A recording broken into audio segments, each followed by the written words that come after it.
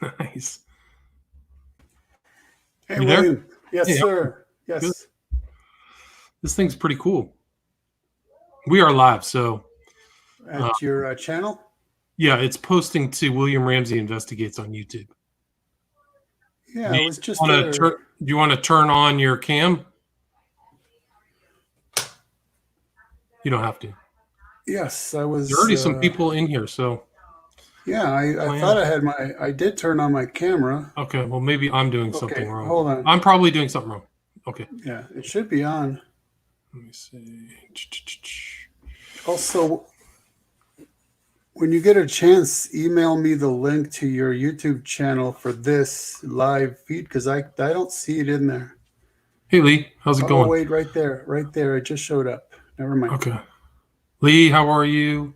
Shane, how are you? If you're there, Lime Juice from Scotland. You have a fan already, Ken. Plandemic. And Barbara from Canada. Nice. But I don't know why your camera's not working. It's got to be something It, on my side. it's on my end, so there's got to be a little. Okay, I just turned off your mic. Yeah, I'm back on. Solo layout. Exit solo layout.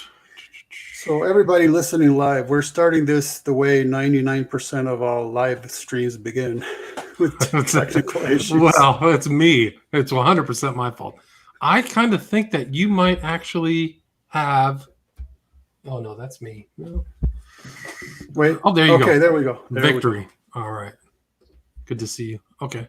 So Likewise. Misty Miners here, Lee Veltman. This is my story, Washington State. So we've got a lot of things going on. Anyway, we're going to do today. Maybe are you ready to get started, Ken? Yes, sir. Okay, cool. This is the book Ken just wrote. This is out in October, guys. Hopefully, this is being recorded on YouTube. So this is the first time I've used StreamYard. Anyway, Ken and me and I go way back. Tons of years. He was a kind of fellow researcher into the West Memphis 3, like at least 6 or 7 years ago, maybe 8 now. But we've done tons of interviews. But we're going to talk about this book today. If you guys have any questions about the book too, please feel free to add them once we kind of get done with the preliminary stuff. But just published this month, Raised by Wolves, War of the Worldviews, an examination of season 1 of the Aaron Guzikowski and Ridley Scott show by Ken Ammi, one of his many books. So you can check out his books at truefreethinker.com, where he has a repository of all his writings, articles. You can find his books and purchase them through there. Anyway, so I'm delighted to have him on the show. I've read through the book. I have not seen the show. So, but I think his book has a lot of visuals, so it kind of helped me kind of grasp what was going on. So anyway, Ken, why don't you take it from here? For people who don't know about you, why don't you maybe just go back through a little bit of your past history and the stuff you write about, and then what led you to this particular book? Well, interestingly enough, I was writing a book, and I decided to take a little break from it to write a different book. That's how much I write. I know I can identify with that, but yeah. So the thing is, this book I was writing reviews episode by episode. So at the end of the season, I was like, okay, great. I'm almost done already. I just have to compile everything and make it look nice and pretty. And like you said, add the visuals and such and pull it all together. So I definitely enjoy writing books, written a ton of them. And basically ranging from theological issues to, I guess you could call it cultural commentary, such as when I deal with movies, which I don't review in terms of the cinematography or the acting or stuff like that. That stuff is not really what interests me. It's always the Weltanschauung, right? The worldview behind it, the philosophy, the messages, and all of that stuff is what it really interests me. And so this series I found to be really fascinating right off the bat, if for no other reason that it was pitched to Ridley Scott, right? Because he is not only a director, but he has his own production company.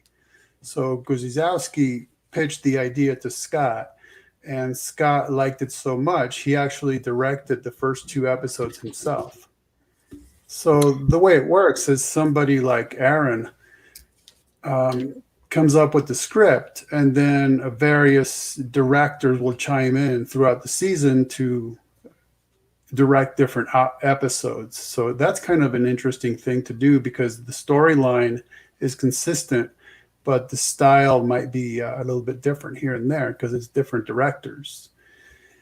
So I had looked into Ridley Scott quite a bit already because I wrote a book reviewing the entire Alien Mythos franchise, along with the entire Predator franchise and how those two ended up in the crossover movies. So, Right, and you reference those in this book.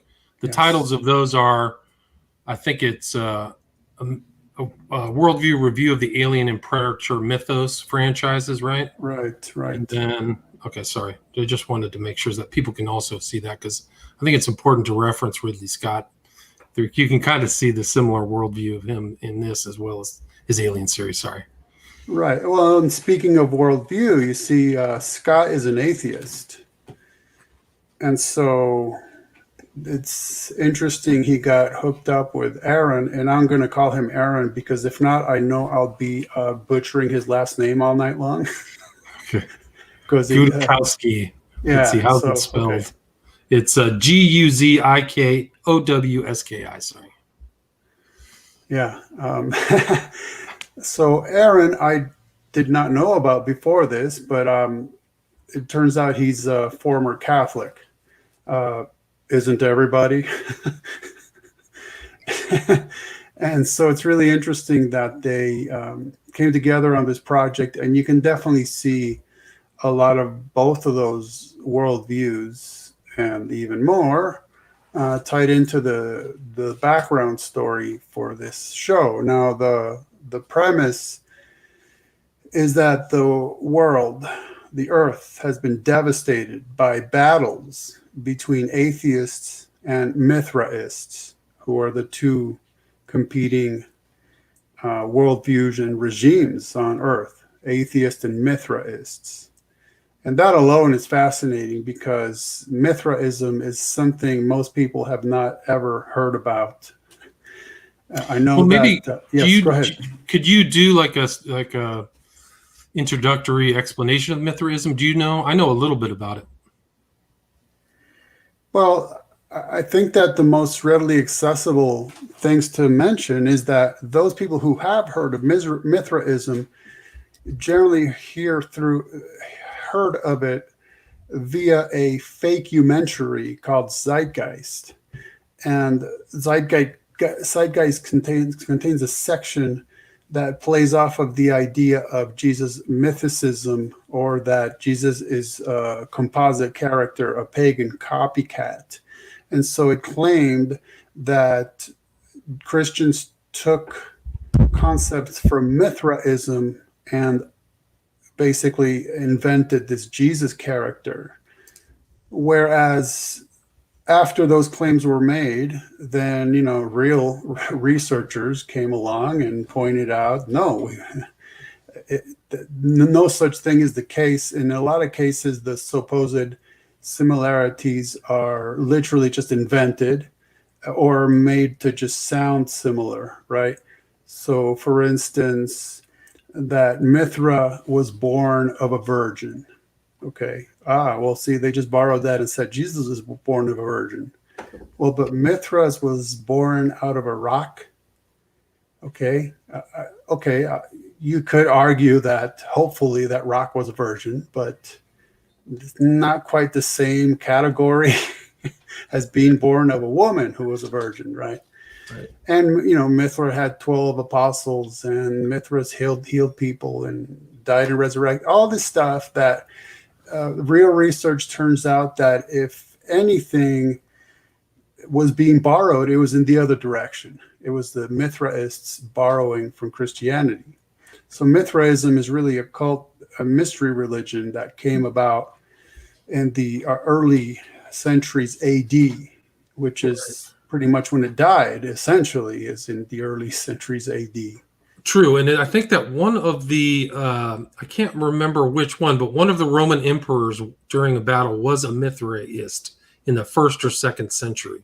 So, and before he went into battle, I remember this, they had this Mithraistic thing where they venerate the bull, and Right. really graphic paganism, but they take the bull and he's under the bull and they ritually sacrificed the bull and the blood poured over him before he went into battle. So really kind of graphic. The hot gore. Huh? Right. So I have to go get that exact reference, but I'm pretty sure that, so Mithraism was around during the time of Christ, or of the yeah, I mean, shortly thereafter. I don't know if I would say shortly, but it's definitely. Well, the thing is, one of the confusing things is that it's correlated to Zoroastrianism, right? Zoroaster, aka Zarathustra, which is much, much, much, much older than the time of Jesus. But it's not as if there's some kind of direct correlation to it. In fact, Mithra, the term, the name, the concept, the person, doesn't appear in Zoroastrian texts. It's just somehow loosely related. But yeah, it's definitely datable to after Jesus. Right.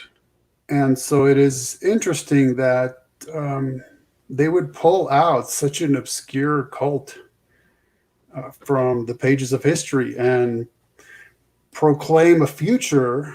And by the way, the show is set, I mean, maybe 150 years into the future, really not that much further along. I think they said 2145. That's when it begins, yeah. And then it jumps ahead a few years. So it's interesting that they would pick such an obscure cult and turn it into the world religion, matched only by atheism. So that's a really interesting that one of the chief counterfeits of Christianity is said to be the main world religion. And part of it, I think, the reason for using Mithraism, it seems to function quite often in the show as a stand-in whereby to besmirch Christianity. But they don't have to be that blunt, right? They can just say, no, we're just poking at Mithraism. Who cares, right? Right. There's not many Mithraists around nowadays that would get offended by that.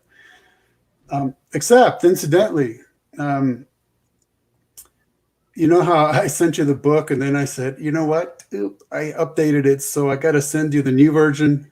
Right. Well, I updated it again, but I didn't want to keep sending you new versions because then you would never finish reading it by today. So I will send you the newer one where I included information about how, for instance, the Bloomberg European headquarters, right? Michael Bloomberg, okay, who ran for president of the USA this time around and, spend a few $1 billion to run for president for what, 2 months or something? Yep, get some fame, yeah. He's got his company has a UK headquarters. And what they did is at the foot of the building, they dug a gigantic trench wherein they rebuilt an ancient Mithraist site. Wow. And so what they did is they gathered together all the implements they could find, the wood that was left, the stone and everything, and they moved it to the location and they set it up like a styled museum, really. And so now, and incidentally, all this Mithraism stuff was generally done underground in a cave. All right. So one of the reports states that if you go there, the Bloomberg European headquarters, this was inaugurated in 2017. If you go there to visit, you descend through steep black stone-lined stairs up to 7 meters below the city streets.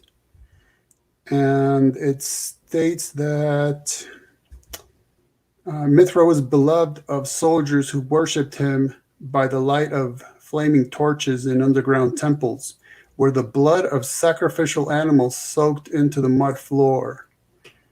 Okay, so I think I can pull this up. Let me see if I can do this. Well, no, that's from the. You mean in my book? No, I can pull in the London Mithraism. Let me see if I can do this. Share screen. I have it from theguardian.com, incidentally. Okay. I could shoot you the link if you want. Let's see. So I'll read meanwhile. Okay, please go ahead. I'm sorry. I'm No, not at all. It's just that this is basically what you'll be greeted with if if you want to visit there. It was supposedly it was dated to 240 AD that the Romans built a temple. Yeah, Right. so there's a typical image of Mithra killing the sacred bull, right? Right, and this is fairly recent, 2017. Yeah. Let's see if we can find any other pictures. So, I mean, there's people who are a lot more interested in Mithraism than we might have imagined. So what happens is if you go, you descend, right?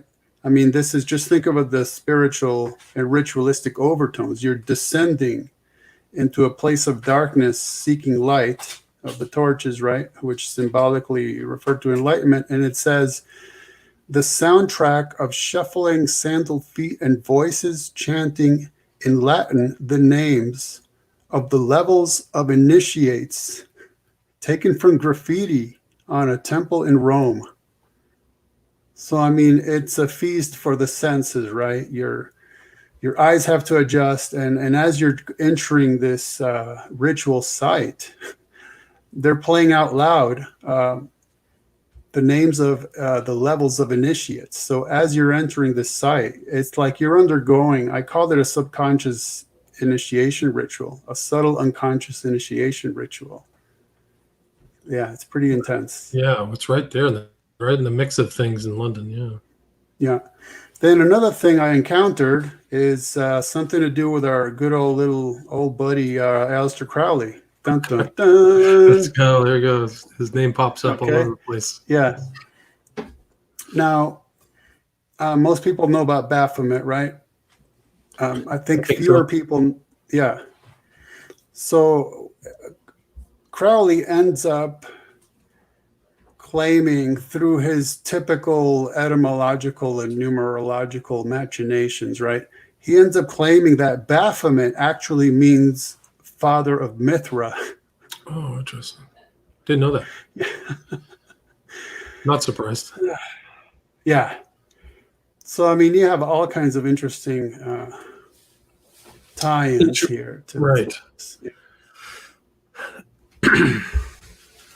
So I don't know if the elites are trying to tell us that this is the wave of the future or what, but it's just fascinating to me that they would have picked something so obscure and turned it into a world religion. I agree. But aren't the elites kind of resurrecting or bringing back all of these old things, not just Mithraism, but Baal arches in New York City and Moloch, other things. Moloch, yeah. Right.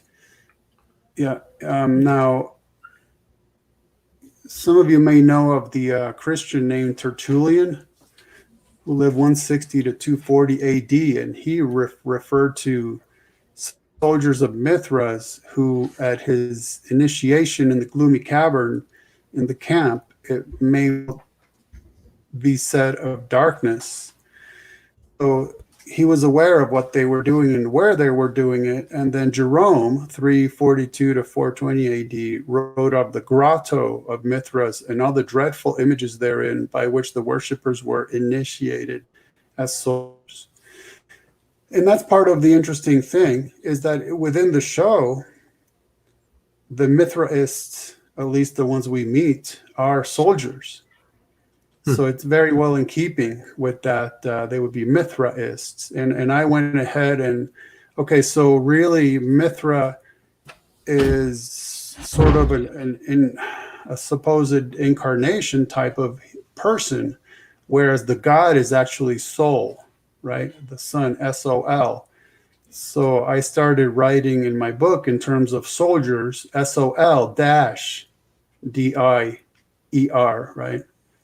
So it makes sense that they're soldiers. They're literally soul dyers. Oh, interesting, right. And soul is like a concept that's integrated through the whole show, all 10 episodes, right? Or something. Right. Well, no, definitely. Because one of the characters starts thinking that soul is speaking to him. It gets a little complex, so let's kind of work our way there. One of the main features of the show Okay, so again, the Earth is uninhabitable, right? And so atheists take off in one direction, Mithraists take off in the other direction, and inevitably they meet. So what happens is that what a person who's called the atheist hacker, whose name is Campion, he entraps a Mithraist android. Okay, so the main feature of this show is androids. And so you could really say that this show is just a side story from Ridley Scott's Alien franchises.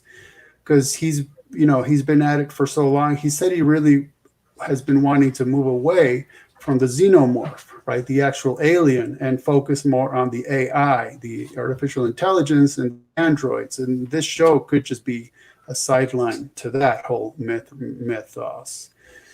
So the Mithraists have created androids. So they're artificially intelligent.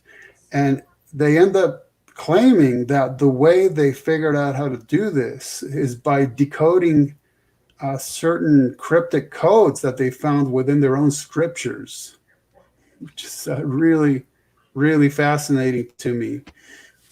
On various levels, because it's the good old trope of a lot of ancient cultures that, well, we receive knowledge from, and then you fill in the blank, the gods or angels or demons or aliens, this knowledge, this wisdom, right, this from without. And so they created these androids, which they call necromancers. Right. But isn't like they call the androids, one is mother, one is father, but they're not both the same type of android, right? You see, necromancer, okay, in real life, it refers to people who claim to be able to communicate with the dead. In this case, it's necromancer because they are basically weapons of mass destruction. Okay, but these were Mithraist androids. What the atheist does is he captures one of them and reprograms it. And he reprograms it to be a mother figure. Oh, I see. Okay. Whereas the other android is a basic service model, but he's made to be a father figure. Gotcha. Okay. And now this brings us instantly into something that's emphasized by Aaron and by the actors, and it's very open, which is that they refer to these androids as being androgynous. Whereas outwardly they are male and female, but they're androids. So they're really neither. It's just that one has been programmed to function more like a male and one has been programmed to function more like a female. And incidentally, that's one of the tropes in the show, is the clash of the traditional gender roles, because it does turn out, since father is a basic service model android and mother, we come to find, is also a necromancer. So she has many more capabilities than he does, and that keeps coming up, that she thinks of father like, oh, okay, he's kind of useful and he's funny sometimes, because one of the amusing things about the show is that father likes to tell dad jokes, but that is an issue. And it's very much, okay, so I wrote a book called The Occult Roots of Post-Genderism. And most of the book is just quotations from all kinds of occult texts, which talk about how the ultimate God and the original human was androgynous or hermaphroditic, and that they view the separation of the genders or the sexes as being disunifying, right? And so what they're foreseeing is a future where the genders or the sexes will come together again so that each one of us will become dual gendered, so androgynous or hermaphroditic. So what you see going on in our culture and really around the world is an enormous occult ritual. Now, I'll grant you, there's a lot of different issues tied into it. There's genetic issues, there's cultural issues, there's biochemical issues. It's like an art of war. It's a combination of a lot of very complicated issues, but this is part of it, which is the occult desire to return to what they claim is our primeval state of perfect unity. And it's a combination of gender or sexes. And so that's why you say, okay, there's a mother and a father, but they're not really either. It's just that they've been arbitrarily programmed to be that way. Right. And that's how it plays out in this show, Raised by Wolves, right? Right. Which is an interesting title in itself, yeah. It is. And so what the atheist did is he packed a spacecraft with mother and father and a bunch of embryos that they were just in storage, and he sent them off to Kepler 22b, which is a real planet. Okay, and so they arrived there, and mother has the embryos attached to her torso, very much like piglet style. And they're literally feeding off of her as they grow. So it's kind of an interesting transhumanist thing there, where she's able to have human beings growing, and essentially being nurtured and fed through an android body. Right. So meanwhile, the Mithraists are flying around in their spacecraft that they call the Ark of Heaven. And there's about 1,000 of them in the craft. And eventually what happens on the planet is they found that there's absolutely gigantic skeletons of apparently extinct serpents. And I'm just telling you that the symbolism in this show is off the charts, all right? So now, wherever these serpent bones are, these plants grow. And from those plants grow this stuff that they call carbos that is edible.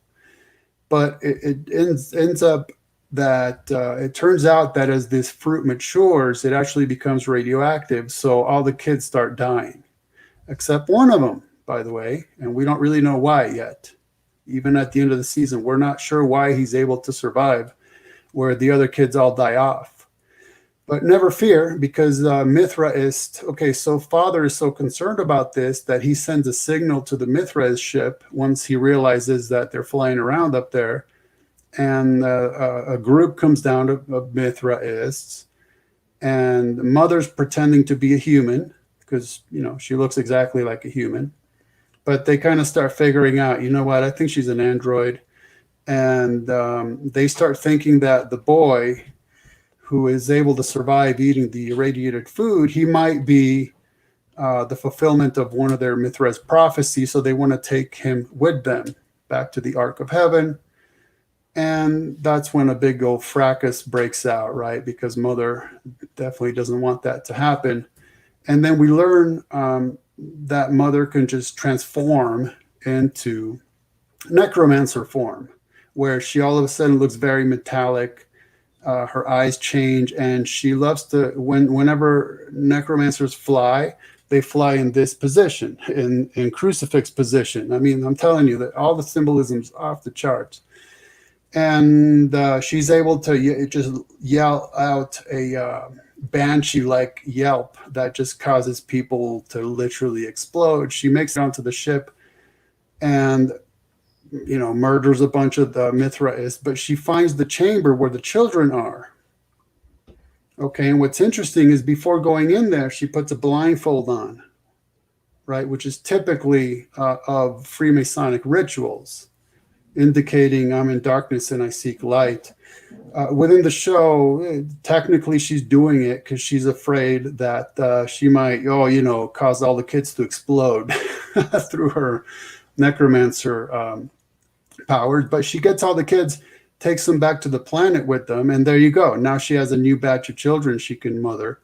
Meanwhile, she causes the ark to crash into the planet, kills thousands of, at least 1,000 people, and then there's a few survivors. And so basically a lot of things start happening, such as we see the Mithraist displaying a lot of interesting imagery. The show is full of pentagrams and pentacles and pentagons. And tetrahedrons and all kinds of numerologically important, sizes or shapes, I should say. All kinds. Even something as blunt as one of the Mithraist clergy women has on her hand a tattoo of a square and compass from Freemasonry, just straight up, just like that. So they knew what they were doing. Whoever, Gudikowski or whatever, he knows exactly. He's trying to integrate all that stuff. And there's kind of like 2001 themes that kind of felt like with the advent of the baby and everything at the end. It just made me think of like the Star Child at the end of 2001. Well, and even more so in 2001, you have the monolith. And in this show, you have what they call the temple. They're basically walking across a desert on that planet one day, and all of a sudden they find this object, right? Remember that? The big, huge tetrahedron temple and stuff. Even some of the imagery, I think that they borrowed some of the imagery from the guy that I wrote about in Children of the Beast, who Kanye West really likes. What's his name? Jodorowsky. Have you ever seen some of Jodorowsky's? Yeah, some of the visuals are very similar. Where like there's a lone man on top of a huge kind of posing figure. It seems. So this thing they find, it's made out of combined stones, and it's technically a pentagonal dodecahedron. You got it right. That's good. Yeah, and they find that because it's on the side of the planet where they are, the nights are very cold, but they find this thing's emitting heat, and there's an opening to it, but I mean it's pretty small. So that one time they put a stick in there and it comes out burning, and so they have no idea really what this thing is yet. That they just know it's there, and that it emits heat usually emits heat. Although it doesn't for some time, it doesn't until there's just so much. It's hard for me to know on which direction to go. But would you say that these just to interject? Would you say the Mithraists within the show are also almost like occultists? There's all kinds of occult, ritualized things and elements that seems like that they're kind of like esoteric in a way. Would you agree with that? They are, but not only them, even Mother. Okay, now that's something I should mention. Mother was not only programmed to be a mother figure, her and father were both programmed to have an atheistic worldview. They were programmed to be that way, and that's how they teach their kids. They teach them to be atheists. But Mother is regularly seen doing things that are very ritualistic.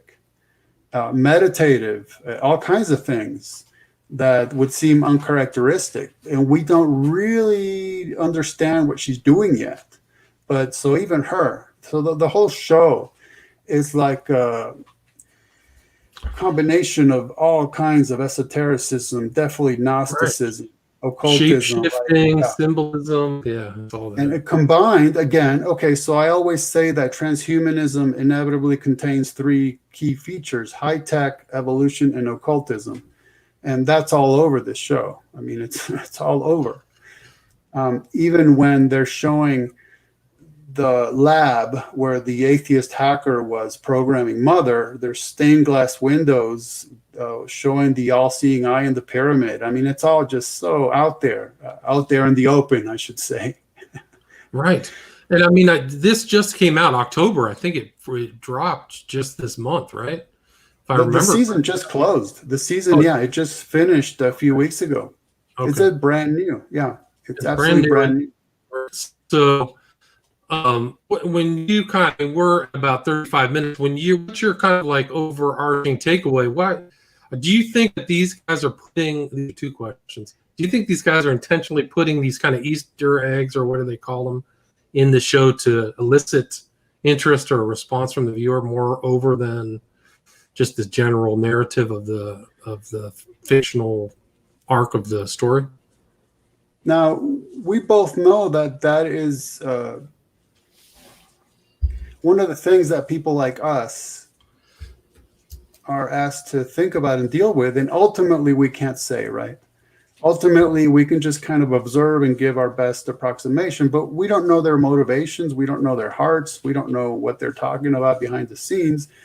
But we can see, for example, Ridley Scott's body of work and see the direction in which he's been moving, which is an atheist worldview overlaid with concerns or fascinations with artificial intelligence. And incidentally, I don't see why you can't be an occultist and an atheist if you just think that occult energies or powers are not given by some kind of a god, but they're just naturally occurring like electricity or anything else, right? And so why not, even if you are an atheist, also be an occultist and play with these ideas? But then again, we would have to believe them, right? Like when Scott says, well, I'm just an atheist. Okay. Is there an ethic coming along with that would require you to tell us the truth? I mean, I don't know. But I would think that the way this show seems to be more than about being attention getting, because it's deeply occultic to the point where I'll just review this very, very quickly and ruin the end of the season for you. Yeah, I should have said at the beginning, this is going to be tons of spoilers. I should have said that to everybody. So my apologies. That should just be expected, but it's too late now. Sorry, everybody. Yeah. So what happens is that Mother finds that part of the Mithraism craft has survived enough that she can go into this chamber that allows her to hook up to a virtual reality program, essentially. And she finds that she's been able to tap in to repressed memories within her own program. Okay. So there you have this whole angle of MK Ultra and amnesia walls, because the atheist programmer wanted her to be able to forget a lot of what she's been through. So when she arrives at this planet, she can just be, hey, I'm mother, and here I go. I'm off being a mother. Well, she ends up accessing all these memories, including that however much we could say that an android feels things or loves, that's how it comes across. She really loved this atheist, who she calls her creator, by the way, which is interesting because, no, technically he didn't create her. He just found her and reprogrammed her. That's a very different concept. But think about the theology behind thinking of him as her creator. And then she's in love with him. She does not want to leave him, which is part of the reason he blanked her memory, because it would have been too painful for her. And he couldn't go with them, incidentally, because he was dying of whatever disease he had. And so it ends up happening that within this memory simulation, she's able to interact with him in real time, much like, Superman's Fortress of Solitude, where Superman's father is deceased, but the artificial intelligence in the Fortress of Solitude makes it so that he can interact in real time. Okay, so they end up engaging in carnal concubines, right? They end up mating right in the center of this huge floor relief of a Mithraist. I called it a zodiac. It's some kind of Mithraist circle with all kinds of imagery, and they mate right then and there. With her having a vision of the ceiling opening and light emitting, and raining white liquid on them. Again, it's off the charts. And so the android ends up pregnant. Okay. Now, at the very end of the season, she gives birth. She gives birth out of her mouth, incidentally. Again, very alien movie, right? With the face hugger implanting the, okay. She gives birth to a serpent. Hello. She gives birth to a... And you see all of that kind of early first chapter Genesis symbolism throughout the Absolutely. whole thing. No question about Tree, it. two people together, all of that theme seems Yeah, to. because that's the point, is these are supposed to be the new Adam and the new Eve. Right. Straight up. And so, in fact, there's constant talk of them seeking to move to the tropical side of the planet. So that's speculated to be the new Eden. Interesting. But what ends up happening is that Mother realizes she's not actually been interacting with her atheist creator, of course, but not even really a reconstruction of him. She calls it a virus. She says, oh, you're not really him, you're a virus. So it ends up, she doesn't know, neither do we, how she got pregnant or who impregnated her. So it's a styled virgin birth by we don't know what, something that managed to impregnate an android and who then gives birth to a serpent. I mean, hello. I'm telling you. Remarkable. So now, one of the, please continue. Yeah, the main thing that struck me is okay, so Gnosticism varies quite a bit, but bottom line would be that there's a overall God, a Deus absconditus, right, and an unknown God, who then creates lesser gods, and then one of those lesser gods creates the material realm. But meanwhile, there's a being called Sophia, who, without copulating with her cohort, she takes it upon herself to create this lesser god, who then she envelops in a cloud. So this god thinks, oh, I'm the only thing that exists, I'm going to create a material realm, and that's supposed to be the god of the Bible. That's why Gnosticism despises the Bible so much, because it literally takes any biblical doctrine and turns it inside out, upside down, and backwards.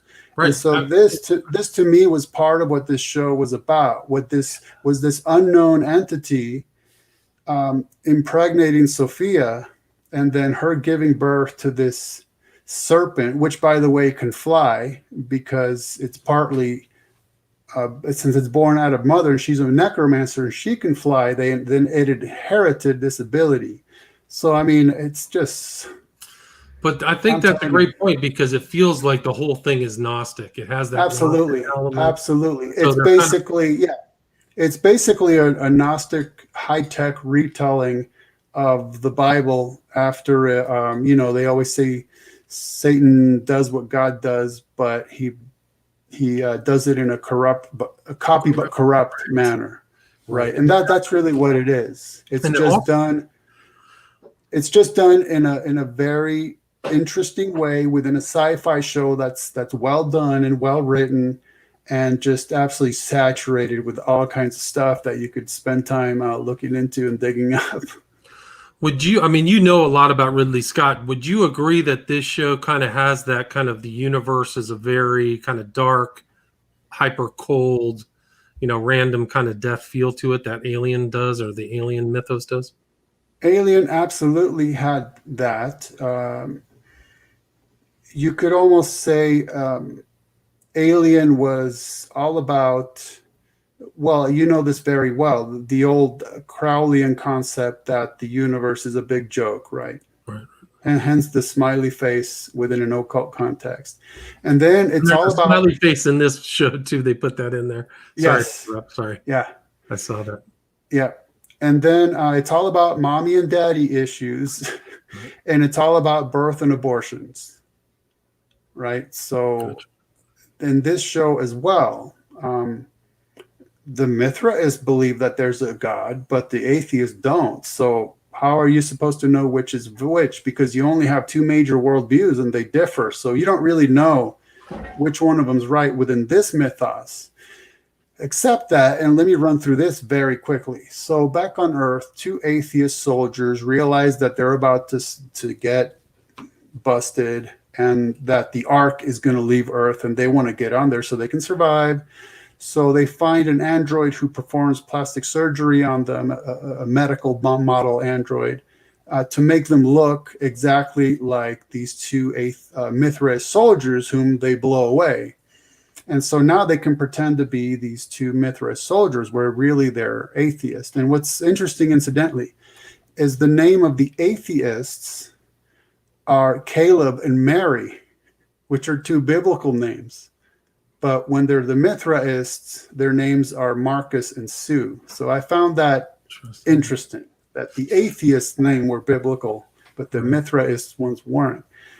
And so there's this very complicated plot is coming about where Caleb, who is viewed as being Marcus, begins to hear voices. And then he starts thinking, wow, I think Soul is speaking to me. And so he's praying all of a sudden, which is freaking out his wife, Mary Sue, because all of a sudden her hardcore militant atheist husband is praying, right? What's all this about? Right. And he's feeling like maybe he's the fulfillment of the aforementioned prophecy, which, by the way, the Mithra is called a pentagonal prophecy. So, right. So there's even more. Right? I mean, unbelievable. It's just really, really unbelievable. So one thing that happens towards the end of the season is the other Mithras figure out that this isn't really Marcus. This is somebody else, and somehow he's faking us out. And they beat him to a pulp. And another very long story short, they had, talk about symbolism. The way that Mother can transform into the necromancer is because of her eyes. Right. So when she wants everyone to make sure that they're safe around her and she's not accidentally going to blow everybody up, she removes her eyes and then she puts on regular eyes that she stole from another android she destroyed. And so think about that.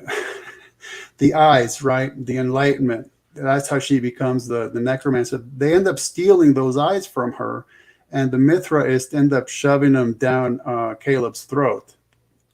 So there's something going on there with Caleb reaching this ultimate enlightenment and now thinking, oh man, I'm the prophet of Soul now. I think that's what's happening. So I'm telling you. It's remarkable. It's just really kind of dark Gnosticism in that. But yeah. So people be warned if you watch this show. Yeah. I mean, you're kind of seeing that. But also I think that's something that you're seeing Ridley Scott's worldview. And you said he was an atheist. I have an interesting story. Like, I know somebody who worked at his production company. Oh, interesting. He had some kind of tattoo of H.R. Geiger right after he passed away. He was involved in creating the alien, or Giger, as you would say in Europe, or something like that. But it was all over, and she just loved. I mean, she was in the right spot. I got to tell you, she was willing to put that tattoo of Geiger right on her. You could just, yeah, it was crazy. Anyway, interesting story. Do you mind taking a few questions before we wrap this up? Do you have anything you'd like to to put the kind of bookend on this discussion?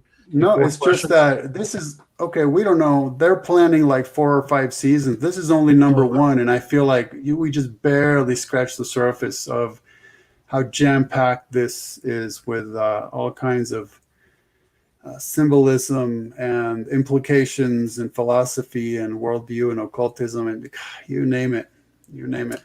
Did you find at the end of episode 10 that they definitely left kind of cliffhangers to continue? Absolutely, because again, we don't know who impregnated Mother.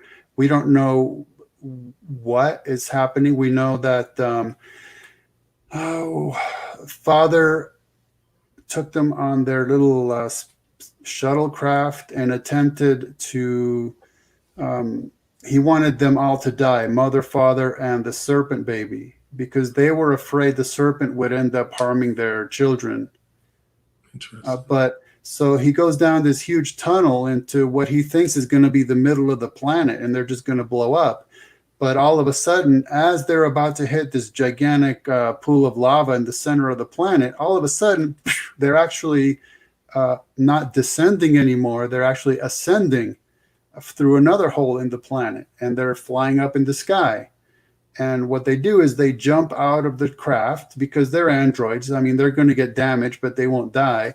And the serpent ends up crashing within the craft to the planet. And so we don't know where they are. We know the serpent survived because thereafter it makes its way out of the shuttle and all of a sudden it's about as big as a tree, and it Hmm. just floats off. The So that's Quetzalcoatl, right? The flying serpent. right. So again, yeah, there's tons of mystery and things about which we don't know. So they're definitely setting it up for more seasons. Oh, yeah, And again, absolutely. the book is Raised by Wolves, War of the Worldviews, an examination of season 1 of the Aaron Guzikowski and Ridley Scott show. Is there anybody who would have any questions or anything for Ken? I saw some earlier questions, but if you can re-ask those in the chat, he said he'd be able to or willing to take some questions. But there it is. There's one. There's one comment. Great esoteric breakdown, Ken. Yeah, it's a definitely a Thank you. worthwhile read on the book. Definitely Thank you. gives you kind of a layout of what of all the occult elements or esoteric elements or Gnostic elements. If somebody also asked about So, Ken and I did a show. Well, he wrote the book on Genesis 6 and yeah. stories about the Nephilim too. So if people, yeah. I would definitely recommend going to his website, www.truthfreethinker.com. You can get those books. You can also see the interviews on my YouTube channel. Here we go. Here's a question for you from Sniff. Does Ken know anything about the conception of the philosophical child, which involves 3 men intercoursing with a dead ox? Do you know? Let's want to pass that? Let's pass. All right. Well, it sounds to me like, unless it's just a joke, they're probably touching upon some deeply occultic moonchild type of stuff, if you know what I mean. Gotcha. And somebody said, don't be getting down on Steve Quayle. Oh, okay. You know me well. You know me well. I mean, I guess I figure that since I'm an author, I'm rightly offended as an author and a Christian that he would plagiarize somebody's book. But hey, he's the one that did it, not me. I'm just pointing it out. Didn't you reach out to him or ask for a comment and he didn't comment, right? Or you sent him some? Okay, so yeah, I emailed him a couple times, but the thing is, when people don't reply to my emails, there's no way I can tell if they even got them. Bottom line. Now, if we're going back and forth and all of a sudden they stop replying, then I know they just don't want to discuss it anymore. But with Quayle, I just don't know. I know that I reached out to him in a very friendly manner just to ask some generic questions about what was on his site. And okay, well, I tried. I reached out and I could not get a hold of him. So what can you please remind me what the title of that book is so that people can reference that? It's Genesis 6. I can't remember. Do you recollect offhand? Yes. On the Genesis 6 affairs, sons of God, angels or not. Gotcha. And somebody asked this question. This is my story. Can please talk about the giants? Maybe a little introduction. Thank you. If it's all good, I'm getting the book C, whatever that means. A little, huh? Talk a little about the. Notice they want me to talk about the gaints. The what? Oh, the giants. Right, the gaints, right? I'm not pointing that out to pick on you. I'm pointing that out because I'm dyslexic, so that's definitely something I would do. It's hard to talk a little bit about the giants because, first of all, I would have to ask, what do you mean by that? Because that's a vague, generic, subjective, and undefined term. That's an English word, and I can think of 5 or 6 different definitions of it. Biblically, unfortunately, some English versions render, I can't even say translate, render both Nephilim and Rephaim as giants. So that causes a lot of confusion because Nephilim are strictly pre-flood hybrids and Rephaim are strictly post-flood regular good old human beings, and there's absolutely no connection between them, bottom line. And really, in the Hebrew Bible, there is no term, no English word for what we, I guess, generally would think of as giant. There's people who are called tall, and there's people who are called very tall or of great stature. But think about it. Those are subjective terms, straight up, right? Especially when you consider that that's being stated with reference to the Hebrews, who in those days males averaged 5 feet to 5'3". So, I mean, easily 6.5 feet, 7 feet would be tall and very tall. You don't have to go far beyond that, nor does the Bible, incidentally. So yeah, it's hard to say a little bit, but bottom line, I would say when you're reading the word giant in an English Bible, recognize that Nephilim, the word, only appears in Genesis 6:4 and in Numbers 13:33. That's it. Any other time you're reading the word giant in an English Bible, it'll be rendering Repha or Rephaim. So that's something that's very, very important. Gotcha. And do you know anything about Michael Tsarian? Are you familiar with that? Oswald Spengler asks, or whoever. Is this Richard? Is that Richard, whatever his name is? Yeah, I've definitely run across that name quite a bit, but I'm afraid I have not looked into his works or research. No, sorry. Well, he left a really nasty review of Prophet of Evil. If that's any help, you can go see that on Amazon. I think he called me a bunch of naughty words or something. Yeah.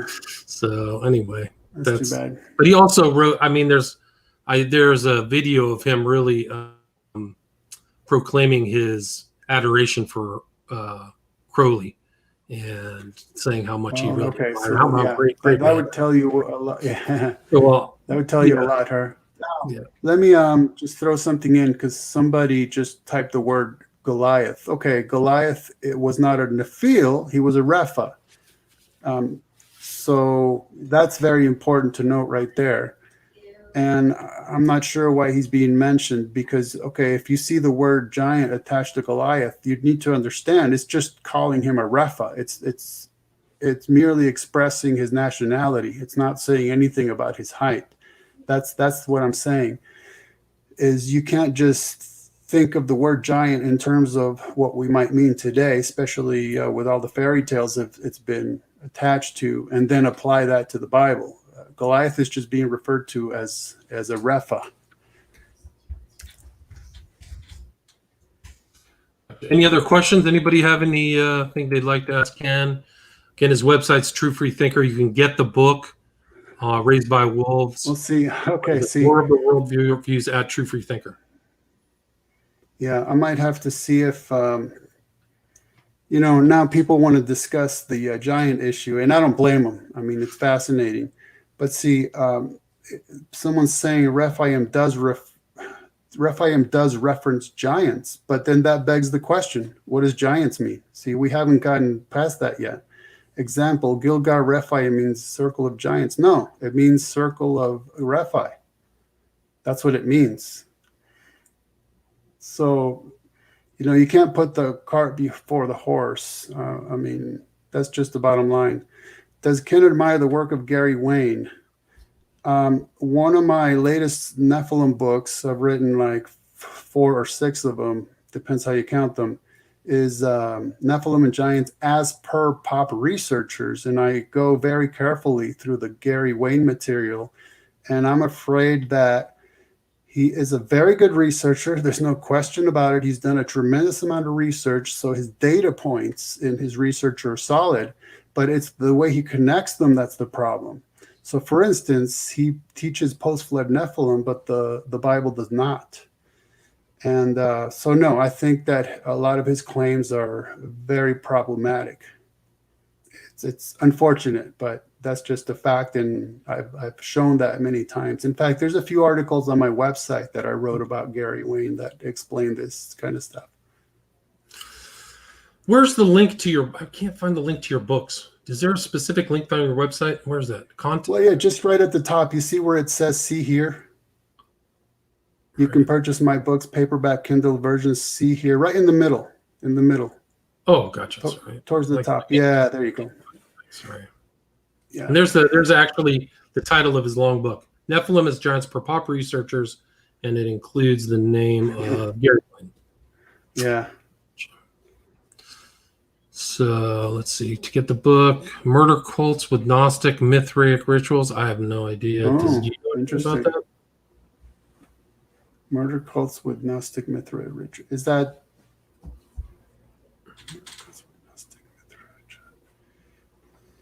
I think maybe they're asking if any of the murder cults about which we would be aware seem to be correlated to Gnostic or Mithraic rituals. And well, I know that you've considered whether the smiley face killer phenomenon is ritualistic at bottom. Yeah, Yeah, no doubt. Some of them, I think, for sure. In my opinion, I mean, what you've done, you yourself have probably sent me 50 pictures from so many different types of Yeah. media of these things that I would never have found. But there's actually a smiley face that ties into your book about it. I mean, I think the kid draws us. Yes. Right. Oh yeah, absolutely. No. In the original novel, Stephen King writes of a smiley smile face. So that's how far back it goes in King. Yeah. Wow, it's in the novel. It's in the actual novel, and then it appears in the movie, in the first movie. Fascinating. You could almost do a whole documentary just showing the different images of the smiley face in movies, huh? It's true, 100%. You could do 3 hour. You could do a 3-hour documentary. You could do it super, just incredibly long, especially in culture, all the clothing and stuff. It's so prevalent, so common, and it's just like some of these, like this movie, they're clearly putting these symbols in films is either like an Easter egg or just to see if they can elicit response. Why don't you go down to the books, the Necronomicon job, because you remember what I did on the cover of those, right? Where is it down here? Yeah, just go down until you find it. Necronomicon job series. But yeah, that's one of the questions is, are these things in movies and shows? I'm sure some directors are putting them in there just because it's hip and cool and it'll get attention. And some of them, it's because they're really attempting to use them as sigils or to send messages, It's just you don't know on any given occasion who's doing what. We did a show on this Zeitgeist Poltergeist. I remember that. I think we did a show on post-genderism. Didn't we do another show with that guy? There was another guest, or at least a book. Can we do that? Oh, yes. Nicholas. Nicholas, yes. Yes. Yeah, he's the only guy. We did the Wonderful Jesus as well. Sorry to interrupt. That's right. There it is. The next. There you go. Yeah.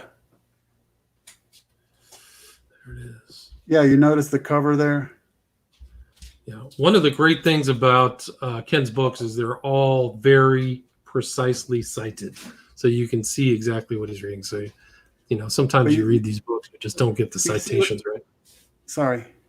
Yeah, I mean, I'm a researcher at heart, so I can't help but do that because that's just the way I'm wired. But if you notice there, go back to that for a second. Sure. That cover. Yeah. Yeah, if you notice that that's not actually a sigil. That's just a bunch of lines I put together to make a pseudo sigil. But you notice it's really a happy face, a smiley face. Right. And then I just threw in all that stuff to make it appear as if it's something that's not. Like, because of course it's the Necronomicon job, right? We're being conned.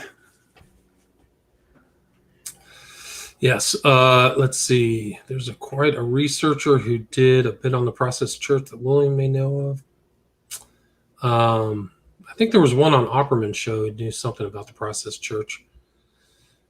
Question: have you read Horsley's book? What is it? The 16 Maps of Hell yet? I don't know. It's interesting. It's a hot year for that, right? Jason Horsley putting out his book on Hollywood, the 60 Maps of Hell, and also Mark Dice just put out a book on Hollywood propaganda.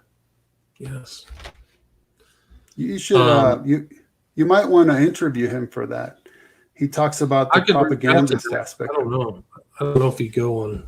I don't know. You never know. Some people, I'm surprised. All you can do is ask. I just ask. Yeah. Some people it's just throw an email out into the void. Some people respond. Yeah, exactly. So anyway, all my past shows with Ken are at William Ramsey Investigate. So you can go to YouTube, type that in. Should be there. I have a follow-up or a backup channel that's just William Ramsey. So that's it. Yeah, Lee Veltman says Steve Hassan and Rick Allen Ross. Yeah, Rick Allen Ross was very much involved with and in litigation with Keith Raniere, who just got sentenced on Tuesday to 120 years in prison. And Roberta Glass was at the hearing. So if people want to go to True Crime Report and listen to that, that'd be interesting. And Steve Hassan, remember his book, but he was in the Moonies, and now he's kind of like a cult deprogrammer, I guess you could call it. Does anybody have any other questions for Ken? Anything else that about the book or anything else about Ken's books? And Yeah, besides books, you could always go to my website and use the contact section to send me an email if you have any particular questions. I mean, that's fine That's with a good me. idea. And people, you really are supporting like the continuing authorship and research by buying books straight from the author. So I would highly That's recommend people true. go to treefreethinker.com. No middleman. You know, you can talk directly to him, ask questions, and you can follow up about the book if you have any questions of the book while you're reading it, anything like that. You know, I think I just highly recommend you guys do that. Truefreethinker.com. Yeah, how to be a living God. I have an interesting story with EA quitting. I was on when I was first doing interviews. It's probably like 10 years ago. I think it's Truth Source or Truth Frequency. So I was on there talking about Prophet of Evil, and they actually, without telling me, they just brought this guy on, EA quitting. He's like a satanic rug cleaner from Utah. And I was like, oh, that's nice. So those people are still around. I can't find that interview, but I was like on the phone. I was like, what the hell is this? Okay. Hold This on a guy's second. actually, sorry, just one more thing. EO Quetting is still around. And I think he just did a preamble or like an intro for another occult book. Sorry. Is rug cleaner common parlance slang? No, or it's literally? an actual literal rug cleaner. Sorry. Okay, well, I was not you trying gotta to do something, you know. I've got loads So of as press he's- probably not here. Well, here's your chance. You've got your author right here, Ephemeral Shine. Go ahead. You know, if you've got a question that's, I mean, hopefully on topic, this is your chance. Well, they're saying they got loads of questions, probably not for here. Okay, well, there you go. Go to truefreethinker.com and ask him the first questions. Before we wrap this up, Ken, was there anything you'd like to add? I mean, I'm trying to people to go to your website. Anything else? Any books, projects upcoming? No, just as far as books within the context of what we're talking about. This is my fourth book reviewing movies. So there's Transhuman Hollywood, and then there's one about Stephen King's It, and then there's one, as we mentioned, about the Alien and Predator franchises. So this one came out, and at the moment, I'm writing a book about reviewing movies with alien and UFO themes. Gotcha. So that one's been a lot of fun so far to write. Cool. So again, thanks so much, Ken Ammi, truefreethinker.com. I really appreciate your time and outstanding pleasure book. as usual. Awesome. Okay. I'm going to end the broadcast, peoples. Let's see. Clean up, blah, blah, blah. Nice. True free Raven, New Age chills. Leave it up on your Bye, right. everybody. Thank you. All right. God Good night, bless. everybody. I hope this uploads to YouTube. It's supposed to, right? It's been live on YouTube. I was able to see it as we went, and it's still live now, by the way. I'm hitting the button. I just hope it ends up. I've had interviews disappear on me, so I'm a little afraid whenever I get ready to hit the button. Like, let's see if it shows up. All right, man. Take care. Have a good night. Thanks again. Hold on. Okay. We're still live, though. Oh, we're still live. Yeah. People are asking questions. Myth broken. Everyone says production process. Are you getting a question? If you want to answer, I can see they're still chatting because it's still going live on YouTube. Oh. I mean, they're gone. Yeah, you're gonna have to find. Thank you, guys. Thanks, everybody. Yeah. Bye. All right, I'm gonna hit end broadcast. I guess it'll end on YouTube. All right. All right. Good night, everybody. It will.